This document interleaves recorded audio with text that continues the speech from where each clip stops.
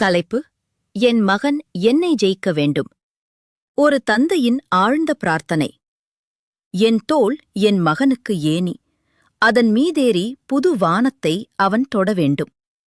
என் சிந்தனை என் அளவு வளர்ந்த மரம். அவன் அந்த மரத்தின் காயாக, கனியாக, விதையாக வேண்டும். என் வார்த்தைகள் காட்டும் திசை அவன் கால்களுக்கு சங்கிலியானால் அந்த திசை பலகையை அவன் உடைத்தெறிய வேண்டும்.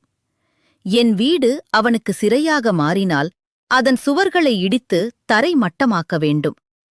நான் பின்னிய கனவுகள் அவனுக்கு கனவுகளாக இல்லையெனில் பின்னிய நூலை அறுக்க வேண்டும். என் குரலை மிஞ்சிய கீதத்தை அவன் பாட வேண்டும். என் கண்களில் பதிந்த வண்ணங்களைக் கொண்டு நான் கண்டிரா ஓர் ஓவியத்தை அவன் வரைய வேண்டும். என் மரணம் அவனுக்கு வயல்வெளியாக வேண்டும். அவன் விதைத்த வார்த்தைகள் முளைக்க அதற்கு நான் உரமாக வேண்டும். என் பாதையின் முடிவுதான் அவன் பயணத்தின் தொடக்கம். என் கேள்வியின் மௌனம்தான் அவன் விடையின் முதல் எழுத்து. என் அன்பு கட்டுப்பாடாக, கனவு சிறைக்கூடமாக, அனுபவம் சுமையாக மாறும் முன் அவன் எனக்கு கட்டளைகள் இட வேண்டும். என் இரத்தத்தில் உப்பாகிக் கரைந்த பழைய பயங்களை அவன் வியர்வையில் கரைக்க வேண்டும். நான் வளர்த்த மர நிழலில் அவன் தங்கி இளைப்பாறுதல் மரணத்தை வரவேற்பதற்கன்றோ சமம். நான் தொட்டு முடிக்காத இசையை அவன் தொடர வேண்டும். தந்தை: காலத்தை வெல்ல ஒரு வழி.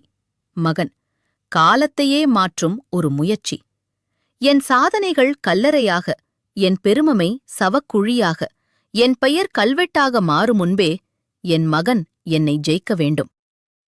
எனக்கு சொந்தமில்லா ஒரு புது வானில் தன் சூரியனை அவன் ஏற்ற வேண்டும். இது ஒரு தோல்வியின் வெற்றிக் கனவு. இந்த கனவுதான் தினம் என்னுள்ளே தொடரும் தத்துவம்.